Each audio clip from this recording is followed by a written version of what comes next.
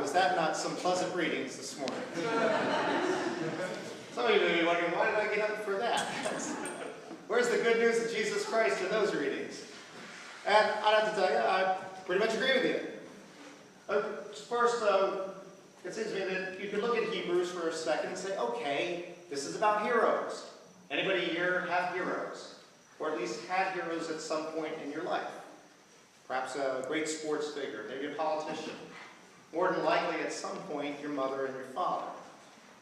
And like all heroes, at some point, they probably disappointed you. Maybe they fell out of hero status. I'm sure that is true for a lot of kids watching baseball today. You look, not just our bums who can't hit for a dime, whether they had performance-enhancing drugs or not, but for somebody if you looked up and said, wow, these guys are so good, and yet they still don't think they're that good.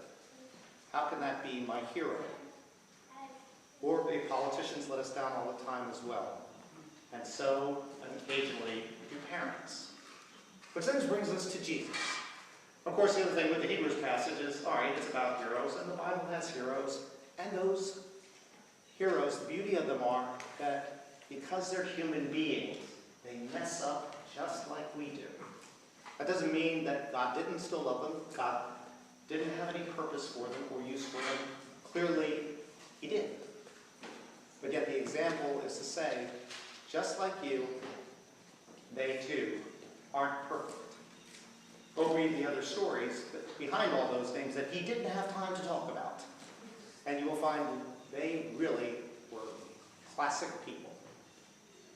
Now, how many of you would tell me that you love the New Testament more than the Old because Jesus is so nice and loving? I've heard it said, so I know you're not going to raise your hand now, but I've heard people in this church say that. And then you get the Jesus of this morning. Is that the loving Jesus who puts kids on his knees and heals everybody and gives them a big hug? Hardly. This is a Jesus who comes and says, I got fire, I want to get you, and I'm here to cause division, not unity. And that doesn't seem like good news, but it also, to me, is reality. How many of you have never had a conflict with anybody in your life? How many of you would agree with me that to say that you have no conflict in your life probably means that you're not actually engaging anybody? One of the questions that is on the premarital survey that I used said, conflict in a marriage is a good thing. And it says yes or no. And it's surprising to me how many people say no until I point out to them that if you have no conflict in your marriage at any stage, I'm betting you never see each other. And you never talk. How could you not have conflict? You don't want to have conflict 24/7. That is a lousy marriage. But to never have conflict at all seems to me to be disengaged. But again, here we have Jesus saying there's going to be conflict because of me. And we certainly can believe that that would have been true in his day. Think about people giving up the faith of their families, whether that be Judaism or the pagan religions of the Roman Empire. When a son or daughter decides, no, I have found Christ, I'm following them, I'm not following Zeus anymore, I have given up the law and the Torah, that might have caused a little bit of conflict. Probably even some people disowning each other. And unfortunately, it still seems to me to be a little bit true. I still encounter folks who have conflict in their families based on faith. And usually it's something goofy like, oh my God, they've left the Episcopal Church and become Baptists. And I'm like, time out. It's still the same Jesus. Maybe worshipped in a different way, but it's okay to move and find a place that still speaks to your heart. But the harder thing would be to have somebody say, that faith means nothing to me anymore. That would be a very different conflict. I also know this, that other things beyond religion cause conflict in families. You can have a disagreement about politics. I bet you might have had a few of those. Perhaps a disagreement on how children are being raised.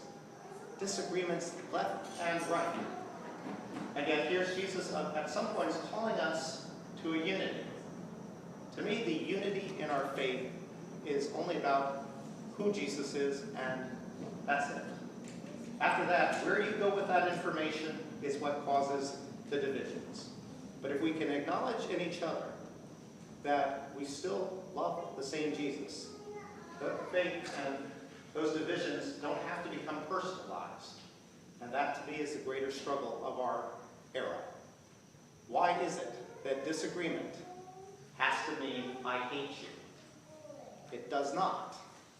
Disagreement can lead actually to creative solutions when people are talking to each other, not at each other, and beyond each other.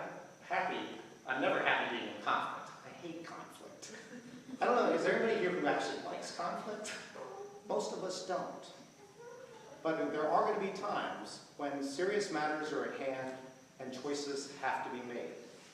And if you're clear about where you stand, and you know that the other person that you're talking with may not see it the same way, as long as it doesn't become a personal attack, that should be all right. You should be able to live with those differences and continue to pray for that reconciliation that through Christ can occur. I'm not going to say that the rest of our lives will be conflict-free based on our faith. I will say that our faith ought to show us the path out of those conflicts and how the reconciling love of Christ can be shown through us. That should be the struggle. The end of Hebrews put it this way: we are surrounded by so great a cloud of witnesses. A cloud that is filled with people who definitely also had conflicts that they struggled with fellow believers about, who probably had family conflicts within. But they found a way somehow to still stay united in their belief and faith and love for each other and for Christ. When we can do that, the divisions that may seem painful, that may keep us up at night, can in fact be overcome. The central message of Christ is not actually division. He just warned that it was going to happen. The real central message of Jesus Christ is unity of purpose, perhaps in a diversity of ways of believing, but a unity of faith and a unity of mutual respect for those whom we claim to love.